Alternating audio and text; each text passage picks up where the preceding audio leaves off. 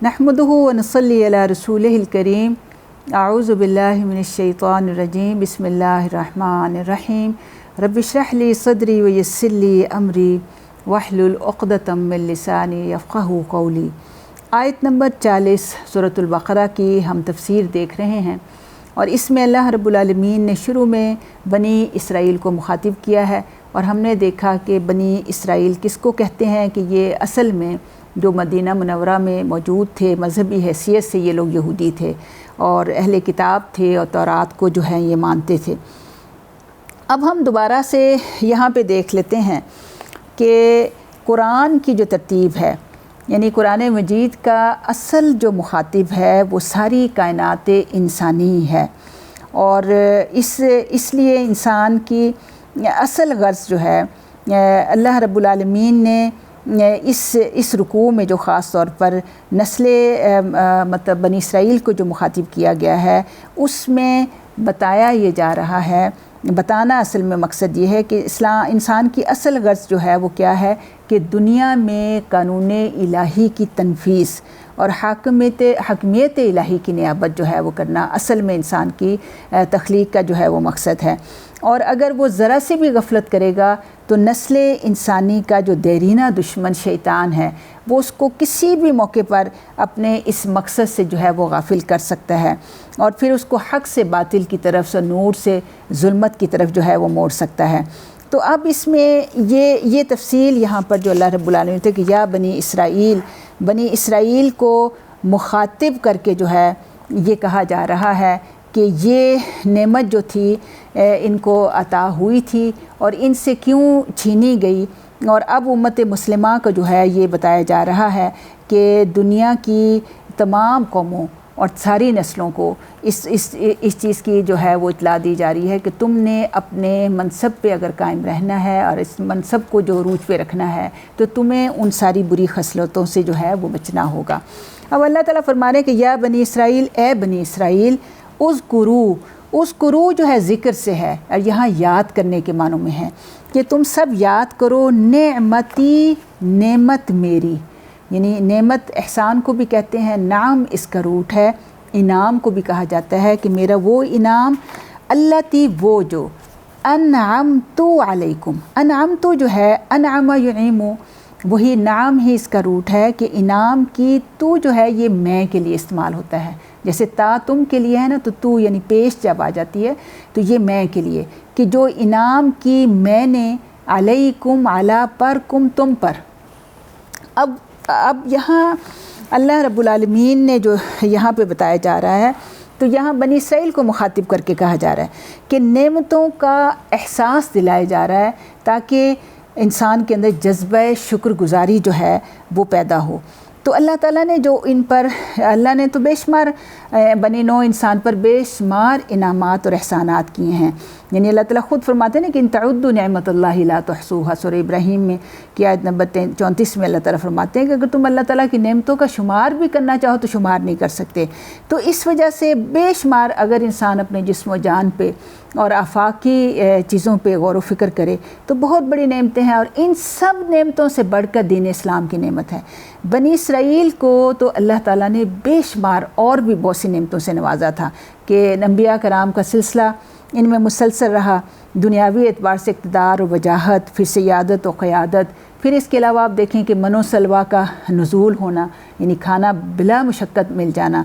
फ़िरौन के निजात मिली, फिर यूसुफ़ अलैहिस्सलाम को मिस्र की बादशाहत जो है वो नसीब हुई। तो इसलिए यहाँ पर अल्लाह रब्बुल आलमीन ये बता रहे हैं कि तुम उन सारी नेमतों को याद करो और फिर उसके बदले में अल्लाह रब्बुल आलमीन क्या चाह रहे हैं, वह औफ़ू बिअहदी, यानी जो नेमतें तुम पर की उनको याद रखो और औफ़ू का जो रूट है वफ़ा है, वफ़ा पूरा करने को कहते हैं, हम कहते हैं ना उर्दू में वादा वफ़ा करना, कि पूरा करो तुम सब बिअहदी, साथ अहद के मेरे, यानी मेरे अहद को पूरा करो। अहद जो है, अल्लाह का अहद क्या था कि अहद ये था, यानी उनसे ये अहद लिया गया था कि उनकी जो किताब यानी तौरात जी थी, तौरात के अहकामात की पाबंदी करो,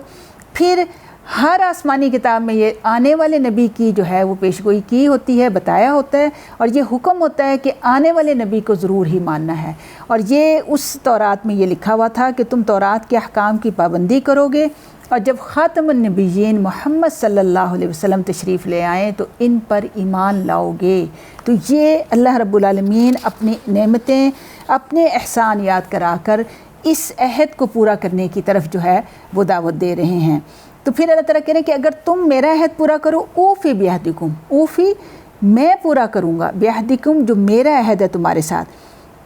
تو میرا عہد یہ ہے کہ تمہیں دنیا اور آخرت میں عزت اور سربلندی دوبارہ سے عطا کروں گا، اس لیے کہ اللہ نے اب امت مسلمہ، امت محمدی صلی اللہ علیہ وسلم کو عروج عطا کرنا ہے۔ امت مسلمہ اللہ نے امت محمدی کو بنایا ہے۔ اب جو بھی یہودی ہوگا یا عیسائی ہوگا، بنی اسرائیل میں سے جو کوئی بھی ہوگا، جب تک وہ تورات کی اس حکم کی پابندی نہیں کرے گا کہ آخری نبی حضرت محمد صلی اللہ علیہ وسلم پر ایمان نہیں لائے گا، اللہ رب العالمین دنیا اور آخرت میں اس کو عزت و سربلندی عطا نہیں کر سکتے ہیں۔ تو اس لیے یہ اللہ رب العالمین نے یہاں پہ مطالبہ کیا ہے، اور ساتھ ہی اللہ تعالیٰ فرماتے ہیں وَإِيَّايَ، اور ایّا جو ہے، ایّا پہلے بھی ہم نے پڑھا، ایّاک نعبد وإیاک نستعین، ایّا جو ہے کلمہ حصر ہے، یعنی صرف اور صرف یا مجھ سے، فرحبون تو تم ڈرو۔ فرحبون کا جو روٹ ہے ارہبو اور بی جو ہے رہب یرہبو، رہب جو ہے ایسا ڈرنا ہوتا ہے جس میں احتیاط اور اضطراب بھی شامل ہو۔ ہم راہب کہتے ہیں، عیسائیوں کے جو مبلغ ہوتے ہیں انہیں راہب کہا جاتا ہے، تو راہب اسی سے نکلا ہے کہ ڈرنے والے، احتیاط کرنے والے، متقی لوگوں کے لیے متقی جو بندے ہوتے ہیں۔ تو اس میں یہاں پہ یہ کہا گیا کہ تم مجھ سے یعنی ایسا ڈرو، احتیاط کرو، تم سے کوئی ایسی غلطی نہ ہو جائے کہ تمہیں دوبارہ اقتدار ہی جو ہے یہاں نہ مل، یعنی تم سب مجھ ہی سے صرف ڈرو۔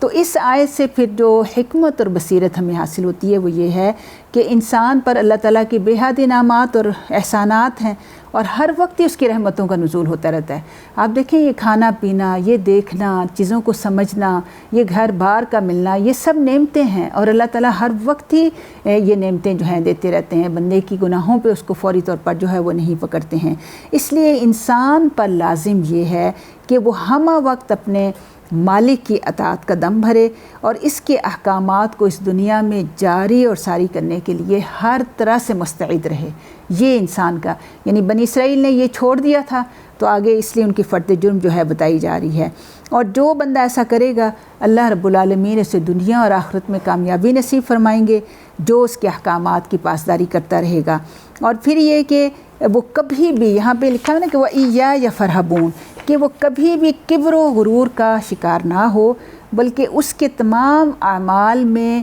یہ بات پیش نظر رہے کہ وہ اپنے خالق اور مالک کی بخششوں کا طالب اور اس کا امیدوار رہے، اور اس کے عذاب سے خائف اور مضطرب رہے، تاکہ وہ اللہ تعالیٰ کی نافرمانی نہ کر سکے۔ اور اللہ تعالیٰ کی نعمتوں کو جب انسان یاد کرتا ہے تو اس کے اندر شکر کے جذبات پیدا ہوتے ہیں، اور پھر انسان اللہ کی اطاعت اور اللہ کی محبت کی طرف جو ہے انسان کا دل جو ہے وہ مائل ہوتا ہے۔ تو اس آیت میں اللہ رب العالمین جو ہے بنی اسرائیل کے ذریعے جو ہے پوری نسل انسانی، نوع انسانی کو یہی پیغام دے رہے ہیں کہ ہم اللہ کے کیے ہوئے عہد کو پورا کریں، تاکہ اللہ تعالیٰ ہمیں دنیا اور آخرت میں کامیابیاں عطا فرمائیں۔ وما علینا الا البلاغ المبین۔